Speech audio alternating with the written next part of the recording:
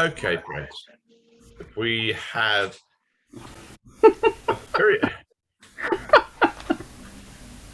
humorous doctor who is going to be speaking to us today on her continuing journey in life as a doctor.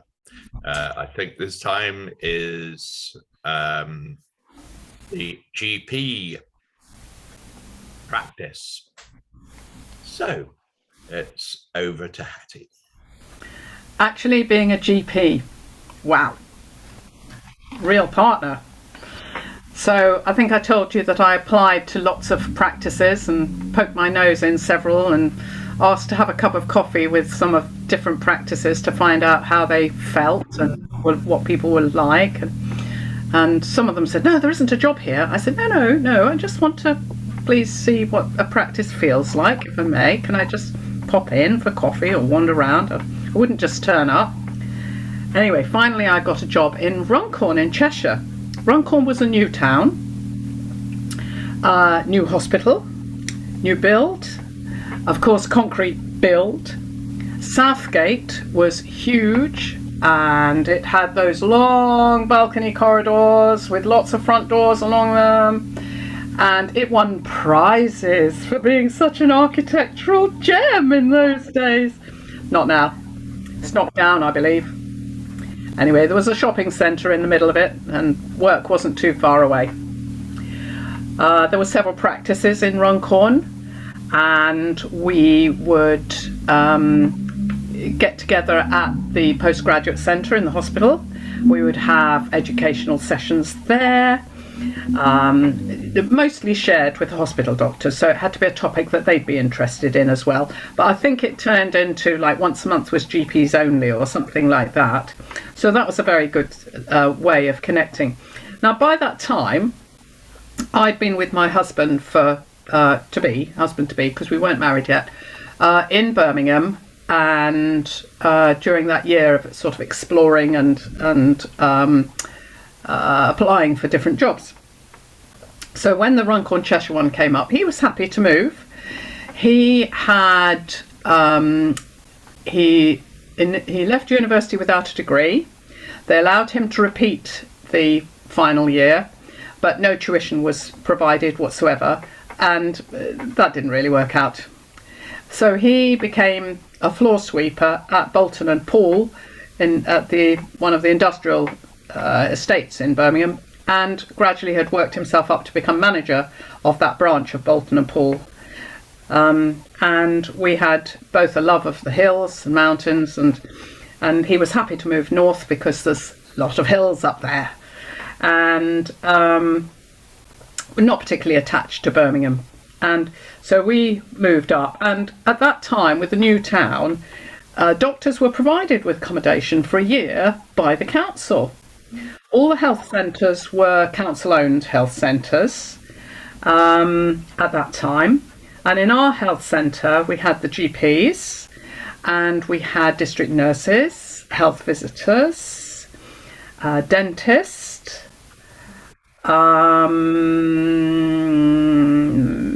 can't remember who else, but there we go.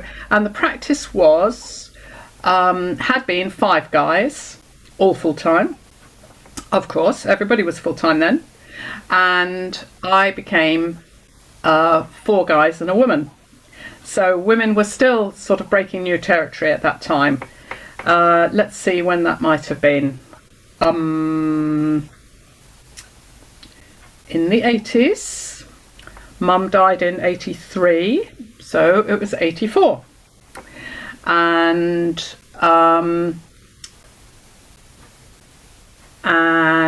yeah,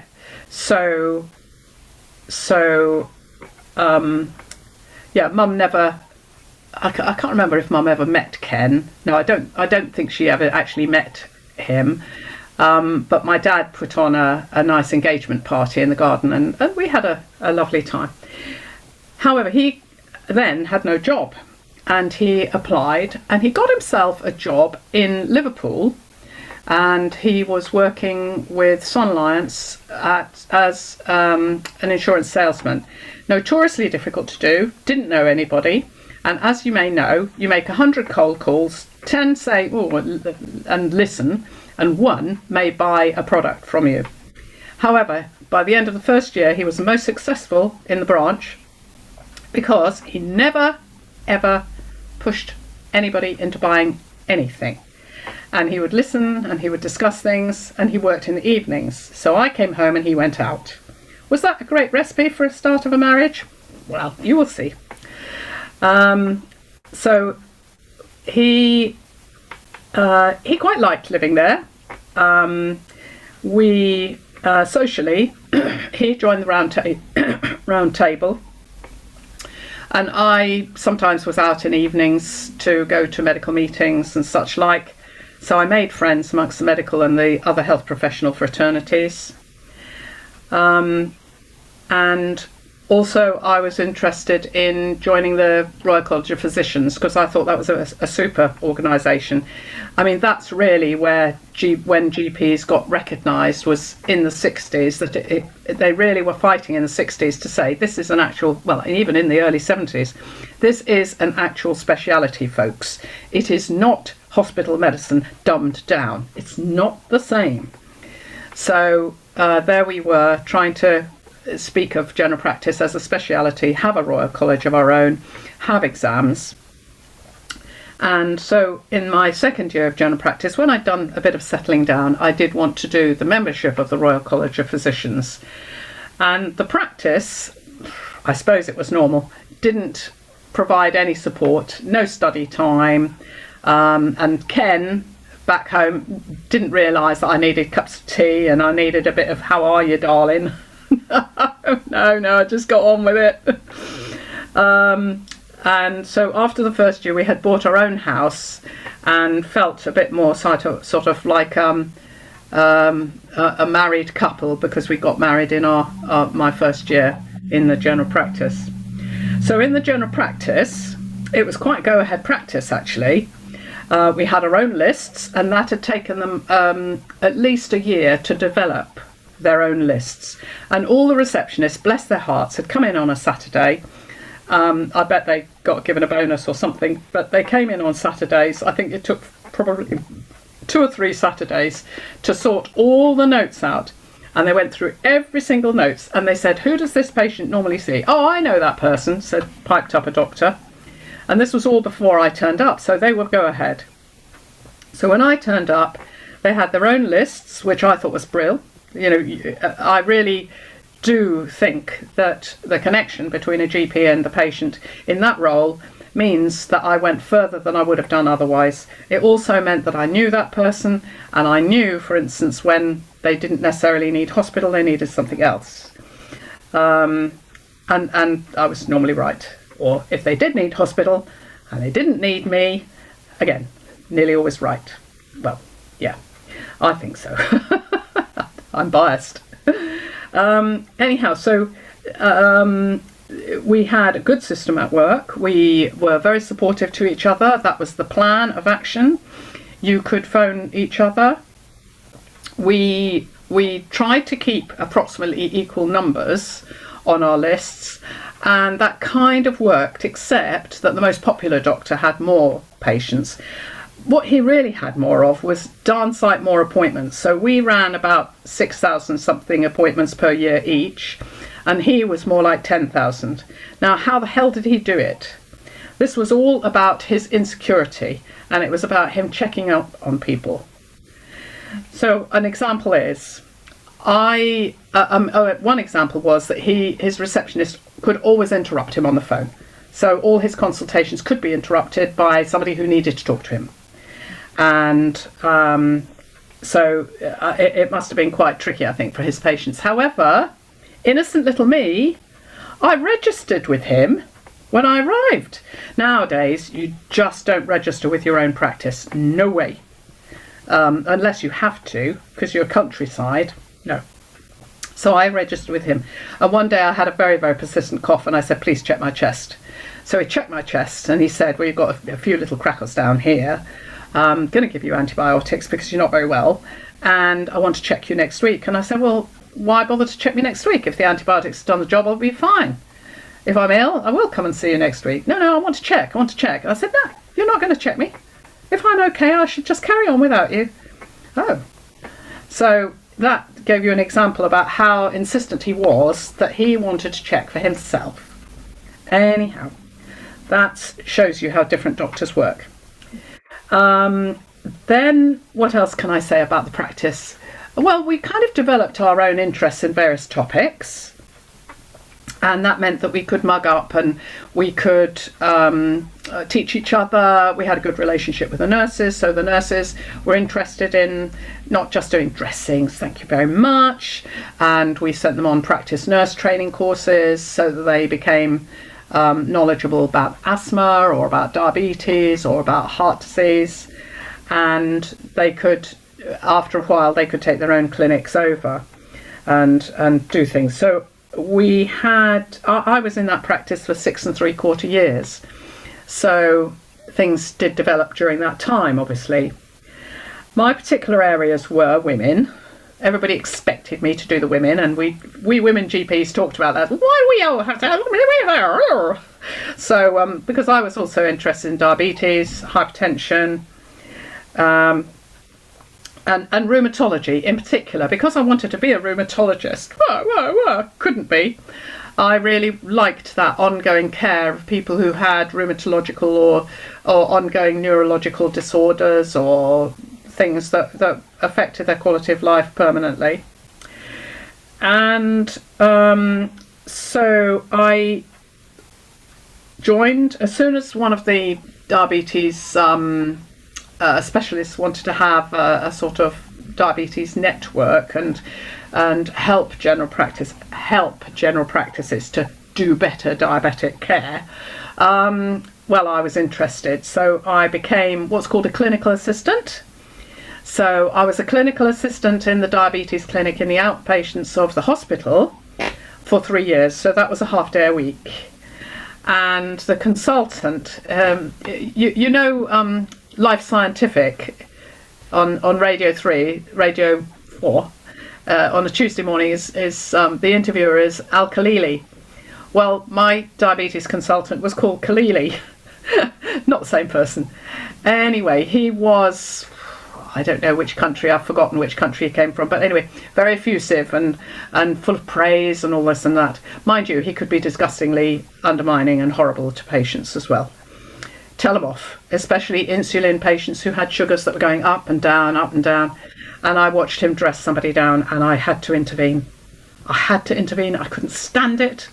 So I interrupted his conversation. I said, this lady has tried her best. Absolutely. And she's an intelligent woman who has absolutely struggled and tried. And this is how it is. Anyway, when he gave me a reference, it was full of absolutely glowing terms like marvellous, fantastic, superb. And I thought, Khalili, this ain't going to wash. Nobody's going to see anything of me in that letter and they'll just bin it. So I had to tell him his reference was rubbish. But it was. I mean, nobody would have employed anybody having a reference as lying as that. Anyhow, so that was the diabetes clinical assistantship. And another one was the alcohol team. Because, of course, in Southgate, with all these concrete blocks and the...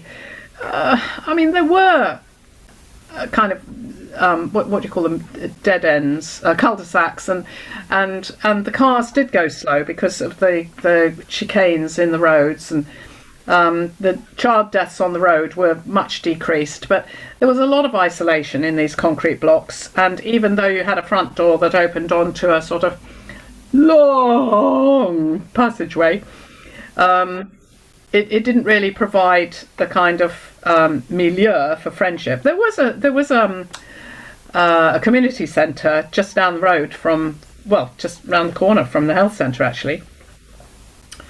But alcohol was a problem, and I joined the alcohol team. And I have to say that after 18 months, 2 years, I thought, we're not making a sod of difference here.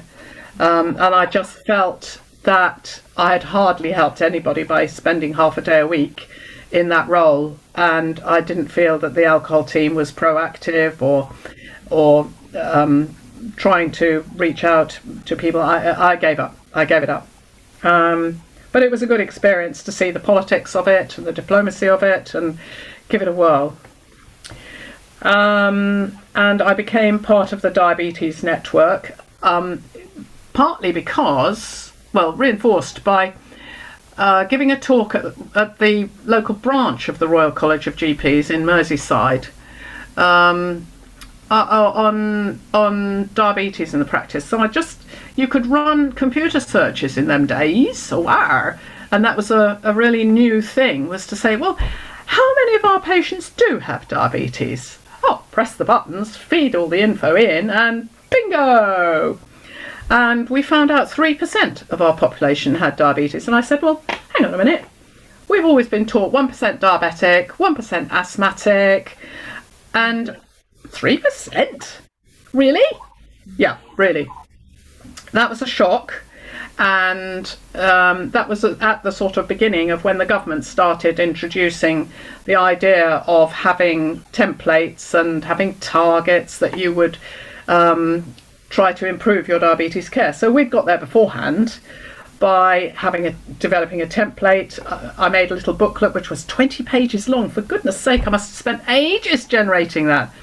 You know, how to run the diabetes clinic, what to look out for, what are our standards, all that was in this 20-page book. And you know, the computers we had in those days were the Amstrad with green dotty letters on the screen. So all the letters were pixelated themselves. Oh God, it was hard. And then I had 3 different computer systems.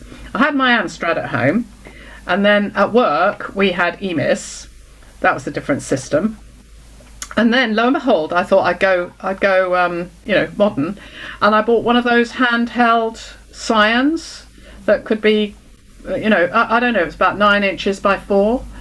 And so I had 3 different computer lingos to get to grips with, and I thought I was so thick and unintelligent and useless, because it was terribly hard to cope with learning 3 new languages. So that was all quite fun, and I met quite a few people through the medical world, in particular through Halton Maternity Group. And I had great respect for them. They'd been recently started through the, I'm looking for words that I've never used or don't use. The National, the Natural Care Birth Trust, whatever it's called. National Childbirth Trust. Is that what you said? I lip-read it. And NCT, and so people who were members of that started a breastfeeding support group in Halton, which was very good, and I liked the people, and we had regular meetings, and I became chair, and we got lots of knowledge and publicity and stuff, and I made really good friends, a lifelong friend through that one,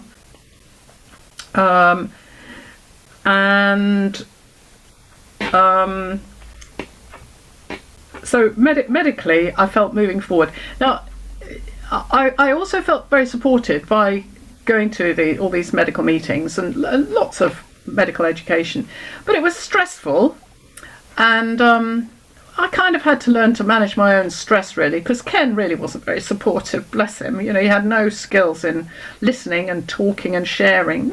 No. So one skill I thought of one day, because I was getting so stressy and annoyed and stuff, I thought, well, what do I do a lot of every day? Okay, I go through doors a lot every day. Every time I go through a door, I'll drop my shoulders. So, and another was to, before I got out of the car arriving at work, I'd just sit here for a minute and just chill. And that was a good one. And the same going home, because home life wasn't really delightful, really. And then, so let's have a look. Also, the practice ran away days. So I think we were quite at the cutting edge, really, having away days. I think the idea came from Dave Colintomi he's quite well known in the GP world, actually, and he stood as a councillor locally, so he had picked up quite a lot of ideas from local government. And having away days with all the staff, we actually did have an away day with all the staff once, and had to employ locums to run the practice so that we could all have a meeting together. But mostly it was the GPs brainstorming. We employed a facilitator. We tried to develop new ideas to move us along and work out responsibilities and stuff like that, and where we were going to. So I think we were quite up ahead. I like that. Right. Oh yeah, the membership of the Royal College of Physicians. You didn't have to have that in those days to get a job in general practice. Nowadays it would be unthinkable if you didn't have membership to go into general practice, I think. And I thought that I would do that once I settled down in my second year. So I did do that, and I got it first time, which was a great relief, really. And participated in the meetings in Liverpool. I really enjoyed, and Molly McBride, I don't know if you've heard of her, but she was really a very go-ahead GP who spoke out. She did eventually become the president of the Royal College of GPs as well. I think she was the first woman to do that post, I think. But she was based in Merseyside, so it was quite a political, dynamic group, really. And one thing I also did, I remember now, is the Royal College, the Liverpool University hosted some Saudis who, because Saudi Arabia wanted to start general practice. So they hosted 6 Saudis to come and train in general practice for a year. And would I do some talks with them? Of course. So I did what's the content of the GP bag, what we kind of carry and expect to treat there and then.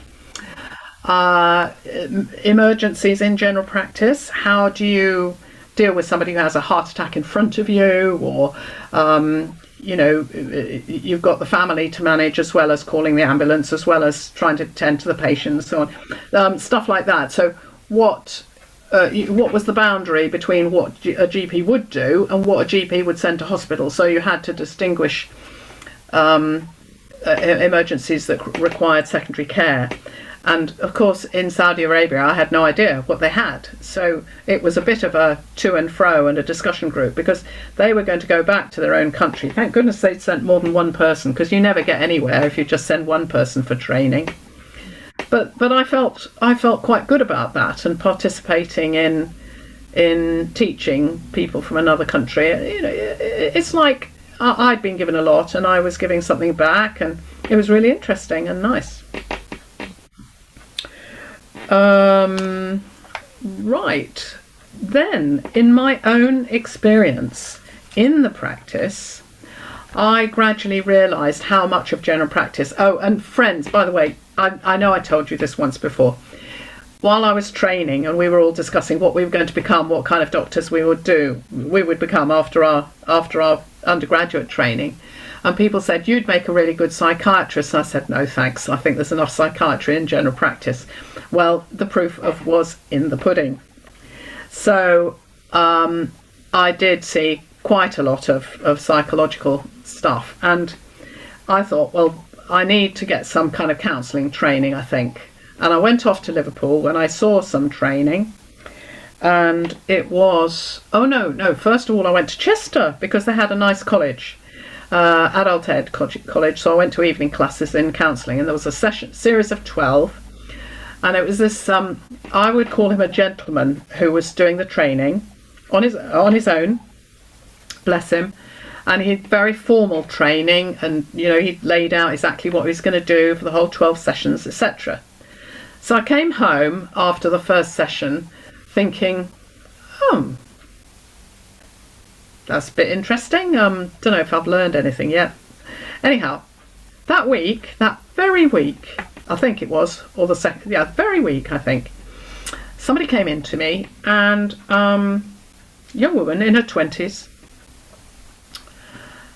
and she was all over the place, and I must have said something right, because she started telling me about her drug use and her personal domestic abuse and all that, and she cried. And do you know that nobody had ever cried in general practice with me until that moment? And I thought, is this coincidence, or is it because I've been to one counselling training evening class? But that kind of reinforced that I needed that kind of skill, and I needed to know that I could survive it, because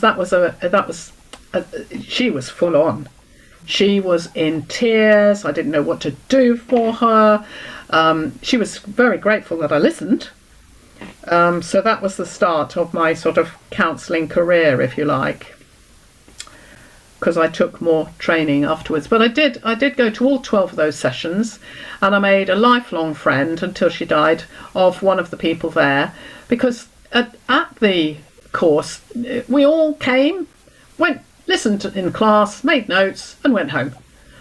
And towards the end I said, hey folks, you know, none of us have been for a kind of drink down the pub after this. Anybody want to do that? And nobody really did. So Jill and I, we decided, well, okay, why don't we go then? So just two of us went and chatted, and that's when the friendship started, really, and we really liked each other a lot. So I made some good friends there.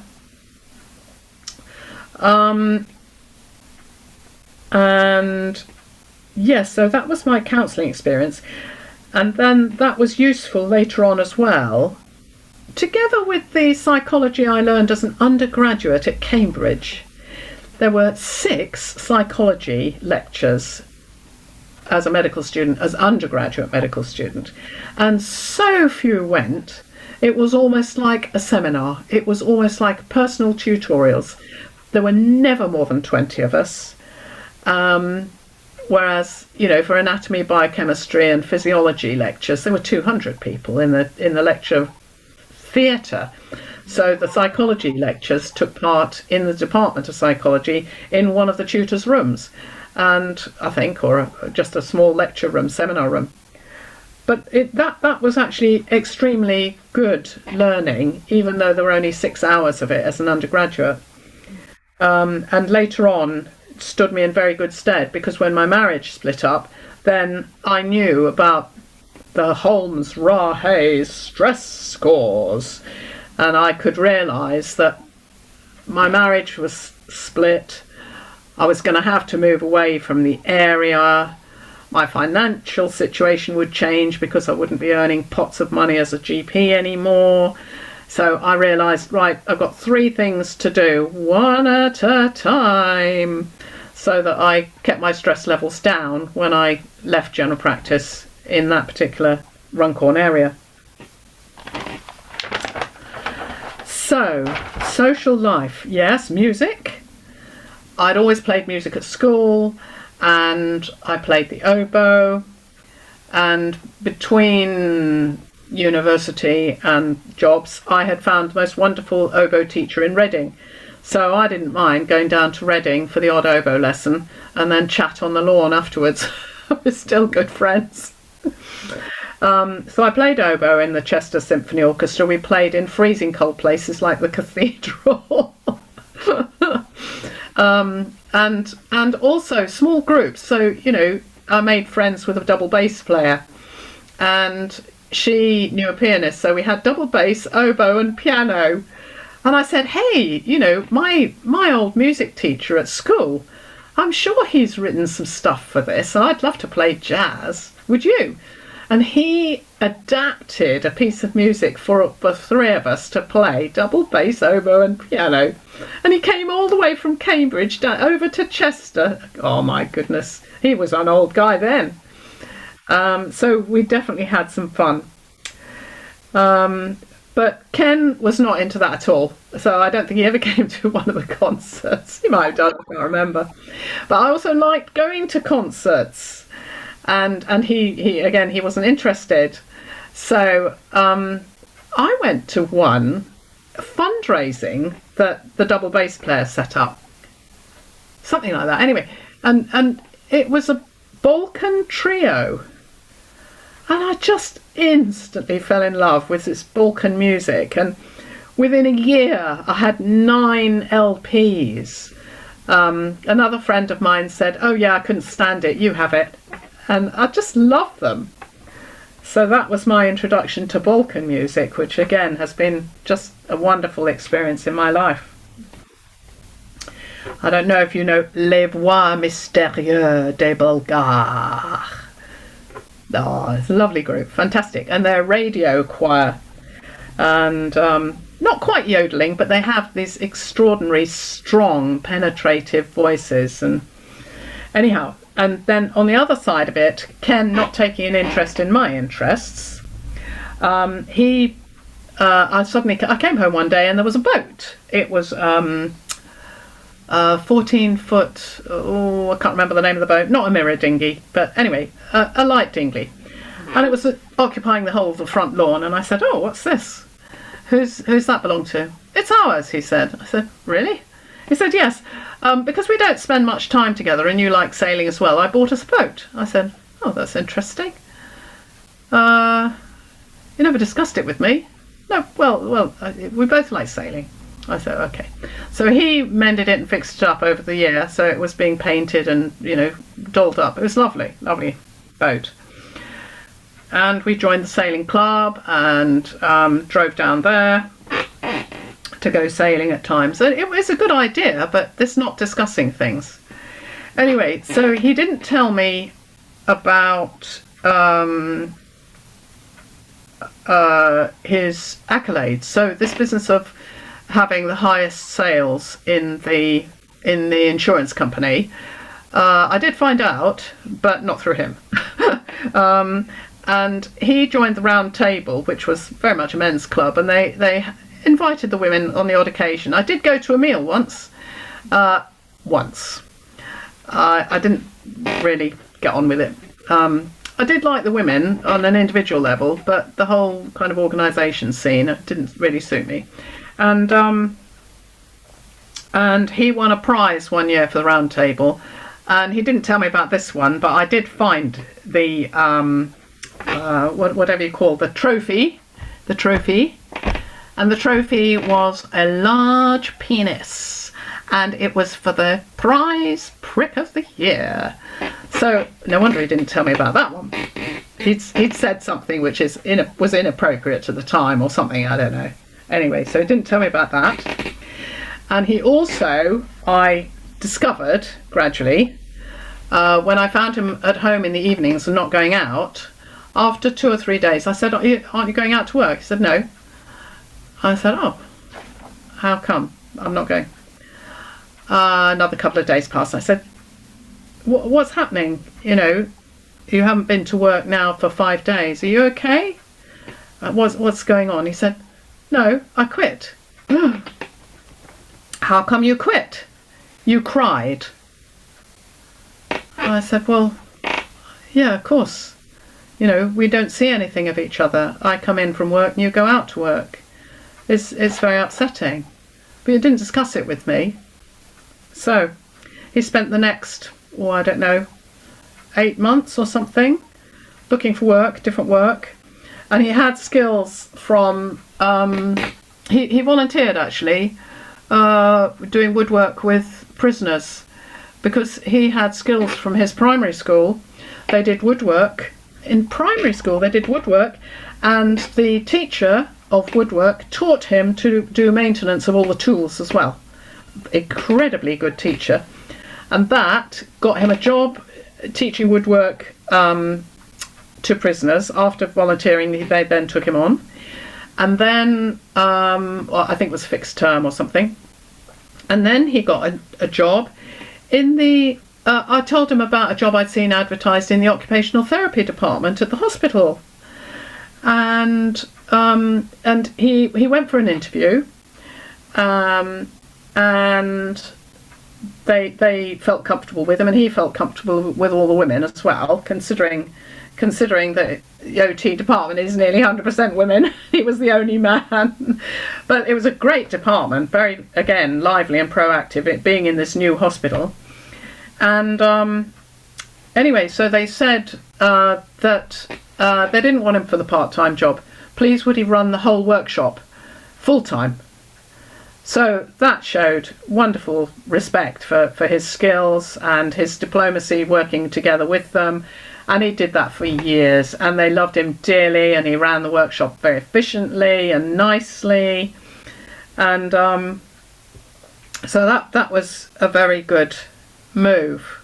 And his job was local, it was 9 to 5, and we met in the evenings, and things I thought were going to be, a bit better. However, they were not, because there was an hour or so in the evening. He finished at 5, I finished at 6, going on 6:30, getting home at 6:45 or 7.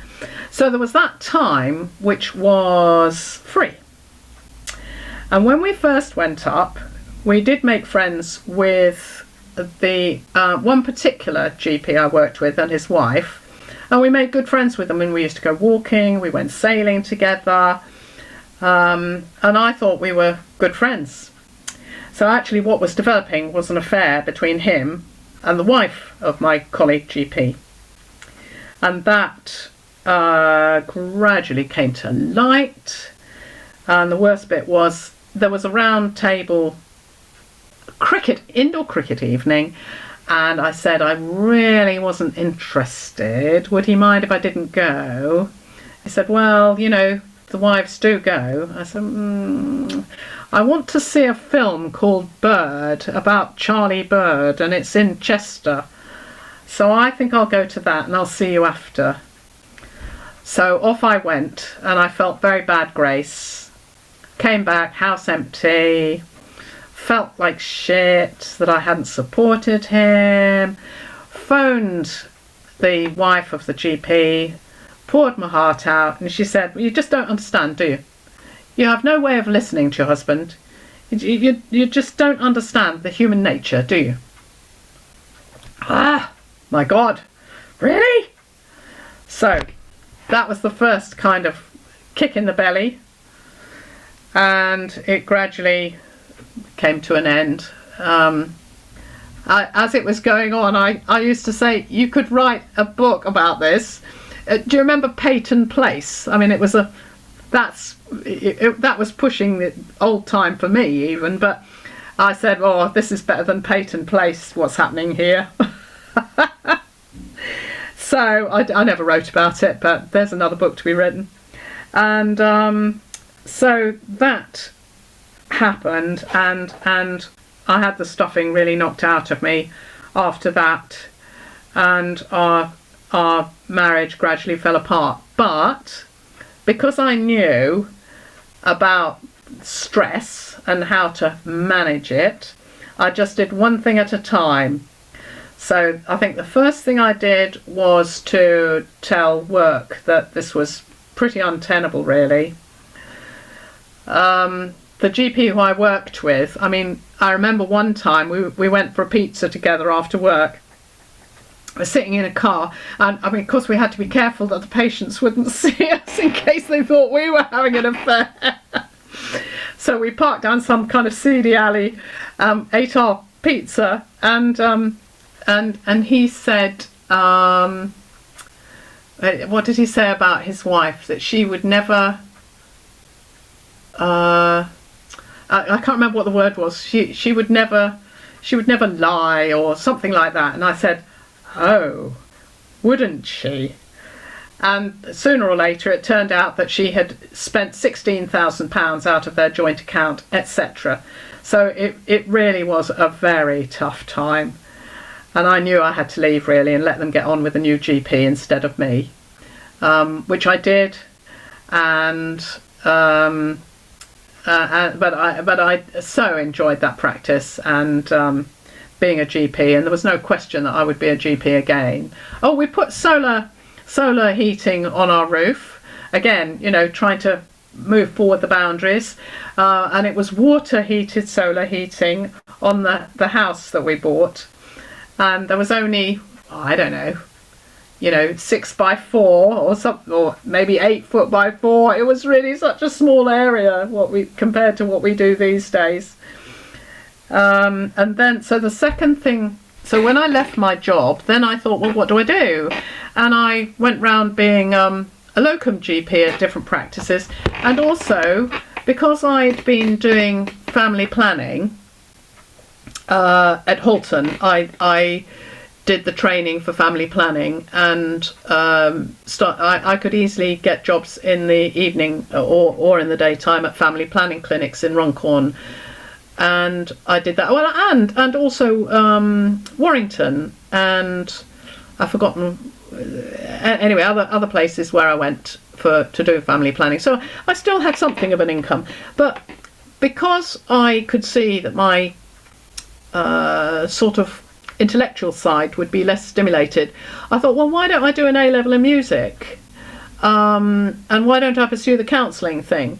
So I started off by doing the OU appreciation of music course, and that was 8 hours a week, and that was fun, especially at first because I knew it all. Towards the end, we were doing 4-part harmony. Whoa, that was something. And the exam was in Bath, because by that time I'd moved out of Runcorn. And the counselling course, luckily, was run by a London college called Centre for CSCT, Centre for Counselling and anyway, CSCT. And the good thing about that was that they ran that course in different cities. So I thought, okay, well, when I move away, I'll be able to complete the 2-year training. So I did 1 year in Liverpool, doing the counselling, doing the music, and doing locums. And then the second thing was to move away. And then I rented my house. Somehow found somebody, really lovely South African woman, who wanted to stay for a while. And she just stayed. And as it happened, when I wanted to sell the house, she also wanted to move. So it was all worked out terrifically well. And I kept my medical knowledge going through the locums and general practice. And also, I remember doing a locum in hospital once. I can't remember which one it was. And I declared that I would never go back to the previous grade that I had because things had moved on. So I had previously been a registrar in hospital medicine. I said, I won't do that. I'll do a senior house officer post. And so I went one time into the cardiology unit at night to see how things were going, just sort of cast an eye. And it was quite an experience because the junior doctor asked me about setting up a drip for this problem and what was the dose. And I said, I have to look that up, I'm afraid, because I don't know it off by heart. Oh, I thought you would have done this all the time. And I said, well, no, I've never done it before, because things had moved on. Medicine had moved on so much that it truly was the case that I just didn't know, but I was willing to participate in a bit of research to get the treatment right. And the other thing is, as an undergraduate, I'd been my former hospital work. I'd developed tremendous respect for the nurses, so the nurses might know. And lo and behold, they often knew, or they knew where to find a chart which had it on and stuff like that. So that was my transitioning out of my first GP practice, and having developed friends, I kept them. And I moved south to my dad's in Wiltshire, and I did an A-level in music at Filton College, and I did the second year of counselling course in Bristol. So I felt that I had used my year off, as it were, very effectively. And then I found another practice in Bristol, so that's another story.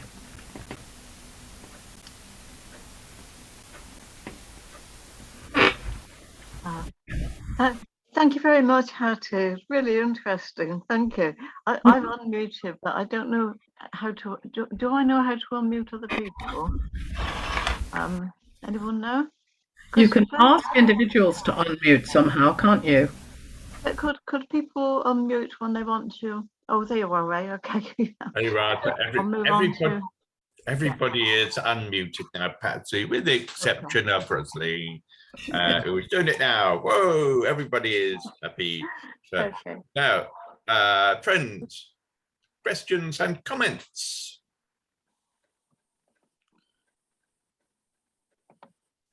Well, my question, I suppose, would be to start with, it is one with a slightly an aside, I think, When did you join Friends? Aha! When did I join? Over the last few years only. As a teenager, my mum and dad never went to church, except for high days and holidays.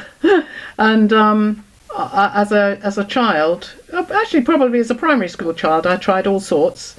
Well, not as a primary school child to go to Quakers. No, I think that was too grown up. But I went to the Baptist and we sang along, Pennies from Heaven and all sorts of junk like that, and Methodist and the Sunday school at St. Peter's and St. Mary's, and I tried them all, and my parents were encouraging. They said, well, go and find out, we'll take you there, pick you up afterwards if you like. And then I think especially in the holidays from school, I might have explored that when I was at secondary school boarding. And then in university, I probably noticed the Quakers in university and came home at holiday time and popped up to the Quaker meeting house, which was very lovely. A bit like Frenchay, actually. Old stone, nice wooden pews. Perhaps it was a standard design, I don't know. And then I've dipped in and out over the years, sometimes for a couple of years at a time. I did used to come to the Redland meeting 11 o'clock, and then I guess walks and things probably took over and I just left it again. But regularly for the last, I think it's 3 years. I'm always interested in how people do that. Mary. Hattie, would you comment on what appears to be the present state of GP practices?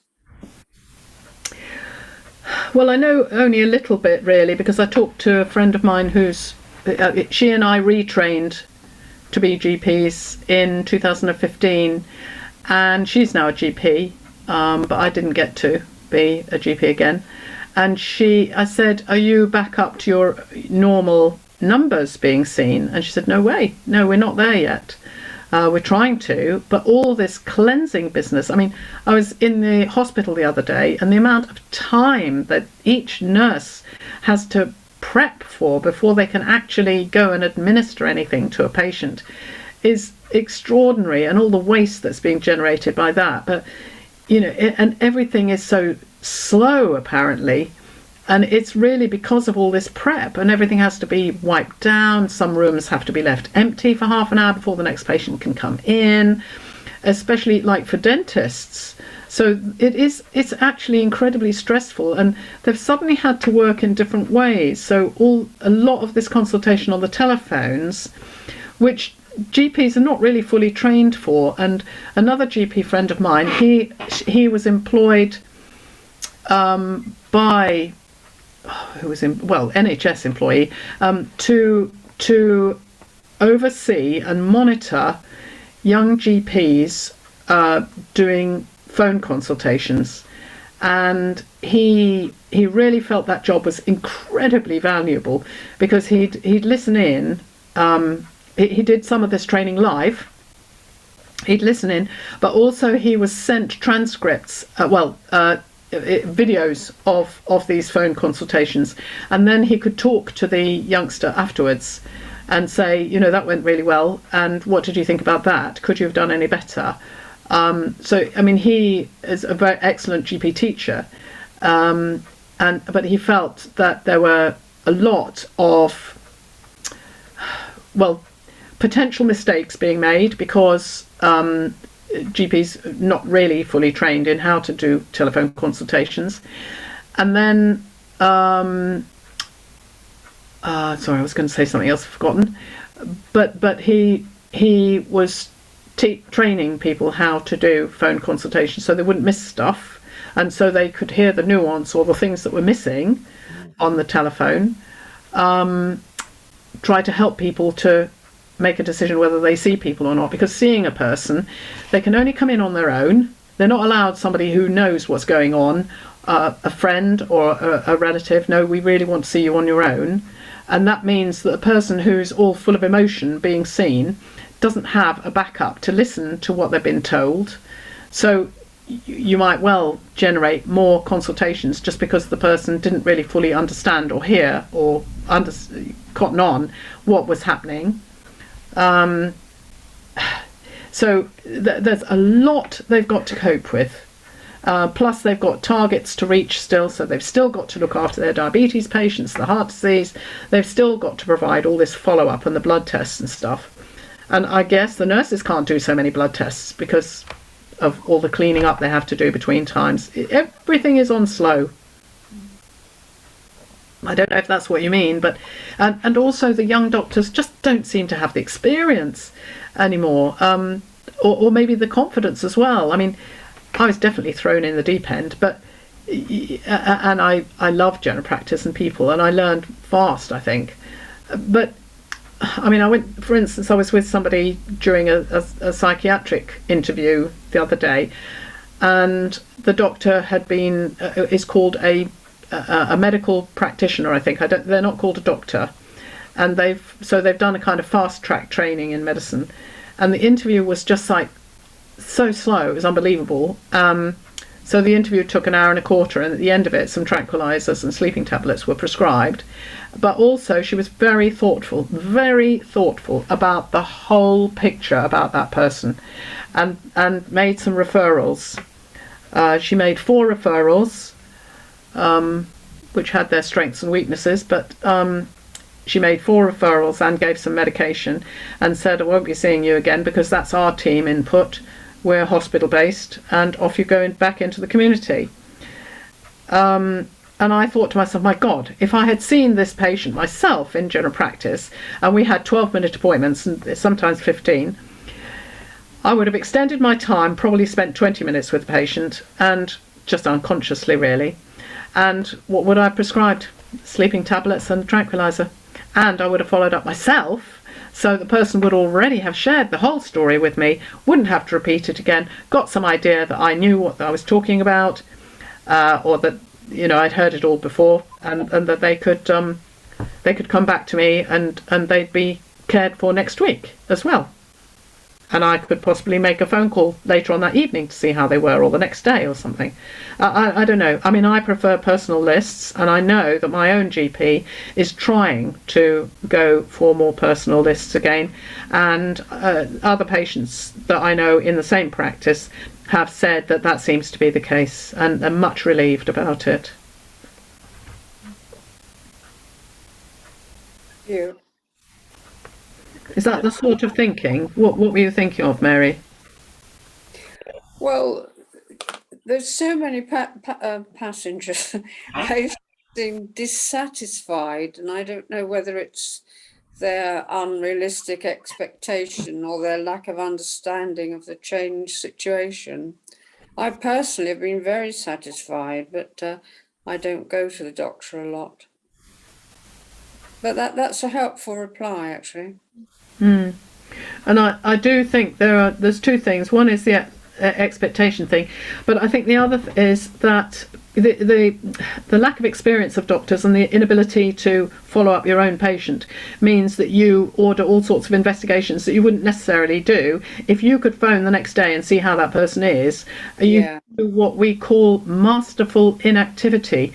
So, you know, you knew that it would be low risk if you just waited a bit, see how it went, or advise such and such and see if that improves things. But now, because you hardly ever get to see that person ever again, you've got to play safe. So you order this, that and the other. Yes, yes. Sue, you wanted to say something. Yeah, I sometimes think some of the time saving ways of working are actually causing more time. Yeah. I know that in our practice, you have a 5-minute telephone conversation with somebody who has talked to you before. Yeah. And who doesn't seem to see your notes, and certainly doesn't know what the past notes say. And they really don't know what they're doing because they don't know you. They've never met you before. They've got 5 minutes quickly. And even if you ask a supplement, I mean, I actually, personally, I asked a supplementary question because I'd been told by the mental health team I've had a results of a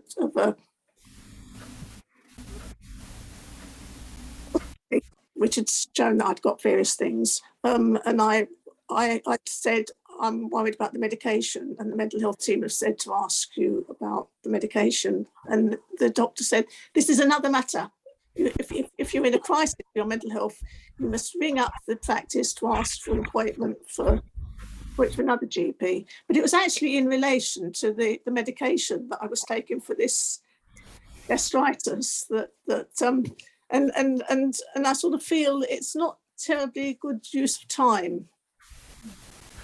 But I don't know.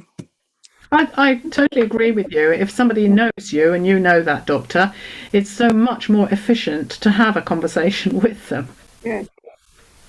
Susan, it's very useful getting a private appointment with your pharmacist because they're very knowledgeable. I have actually discovered that about medication, that the pharmacists in our practice are much more helpful because they know about the medication. Well, they're more knowledgeable. Yeah, true. But you see, you don't get to choose who you see. You have to say you want to see somebody or speak to somebody. You say you don't get to see anybody. You have to say who you want to speak to, and then the practice decides who's going to contact you. Yeah. So you can't ring up and say, I'd like to talk to this GP or this pharmacist or the pharmacist or anything. You don't have that sort of control. It's just what's decided. And I do feel for them. But Oh, Chris, you were going to say something. Yes, I could talk about, complaining at my practice, but I'll leave that for the minute because I've got a question for you. I may not have been listening closely enough, but I'm not quite clear why you felt you needed to leave the practice you were with when your marriage broke down. Well, he was having sorry, was the affair with one of the doctors in your practice's wife? Yeah. Oh, right. So it was that close. Oh, yeah. Very awkward then. Yeah. Yeah, to put it mildly. Now, shall I do my little thing about my medical thing? I was having telephone, appointments with one of the younger doctors about the gout, and she said, right, well, we'll put you up to it. We've done another blood test. You need to be on 3 tablets a day. Well, that's fine. But of course, I ran out of tablets quickly, so I asked the chemist to ask for a repeat prescription. I got a phone call from the people who deal with prescriptions. Why is this happening? You should, it doesn't say you should, and I explained what had happened. They said, oh, yes. And then I went to the pharmacy to collect them, and no, the practice had cancelled the request. So being a stroppy thing and going past on the way home, I called in and asked to see the practice. Is there anybody who deals with complaints, was what I asked the receptionist, and got the practice manager. And I said, I actually complained about the GP because she wasn't updating the notes on what she told me. So there was nothing on there was in her notes that she told me to take 3, but she hadn't updated the bit that everybody else looks at, Anyway, ever since when I phoned up, I think there must be a mark on my thing because I get the leading doctor in the practice, not my own doctor, but another one. And but again, I found their reception, our reception, have been on the whole extremely helpful. As I said, and she said, "Oh, they'd be so pleased to hear that they get so much abuse." And I just think that's, that's awful.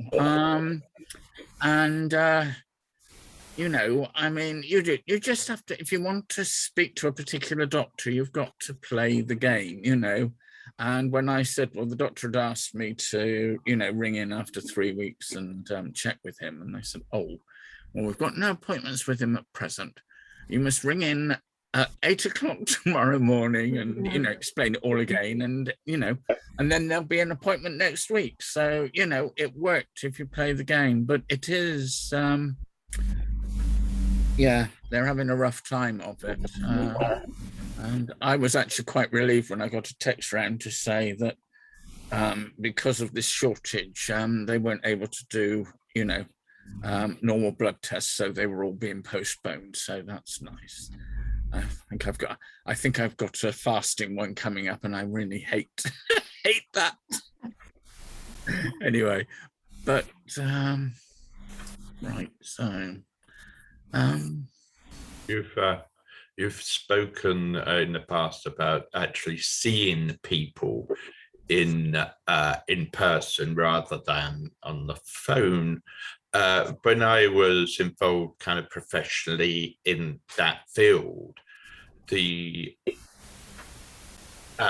parents, I used to speak to parents a lot of the time as well as deal with their children.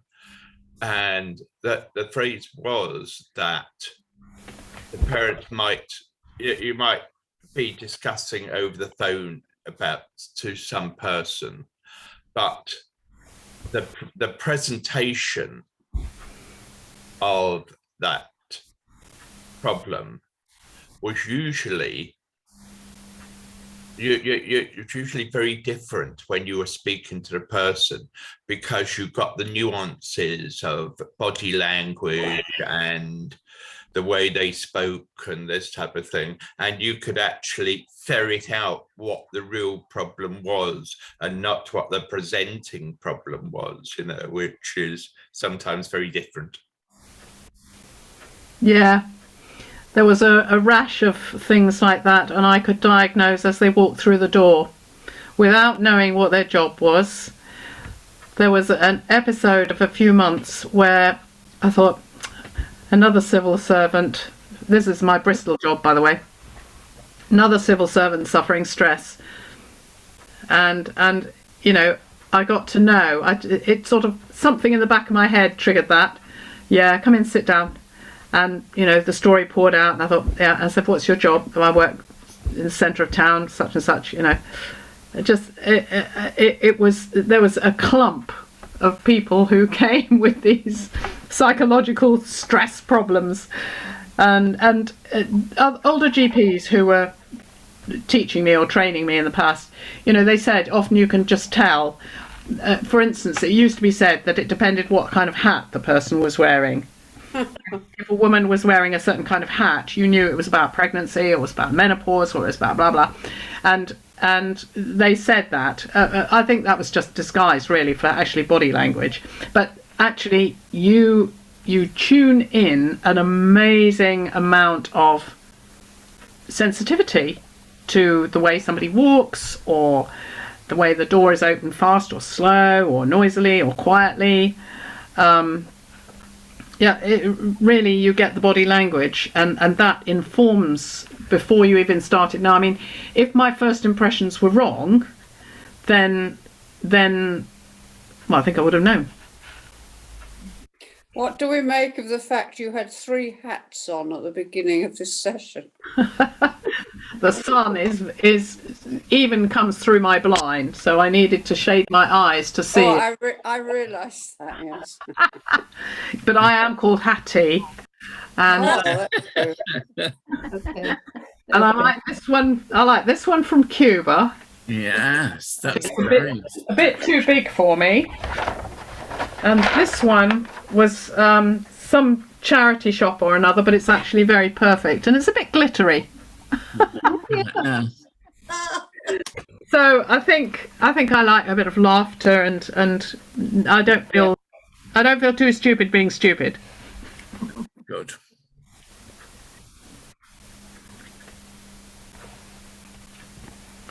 So we haven't got. Oh, sorry. Any more questions or comments, friends?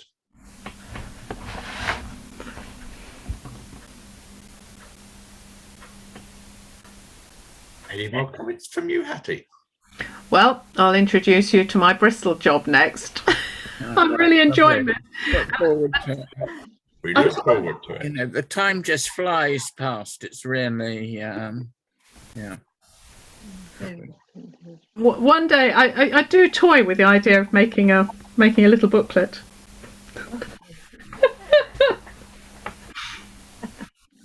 Okay then, friends. Thank you for recording it. Thank you. And I think this is where we come to a natural ending. Thank you for attending today, friends. Oh, thank you, Angela. Thank you. Very sweet of you. Yes. But could I just say next week, Jenny Smith is going to be back, and she's going to be talking about, just a second, it's a very exciting title, the Bristol underworld, her experiences in the Bristol underworld. So that's Sounds No. Jenny. Sounds Yeah. Jenny. Yeah.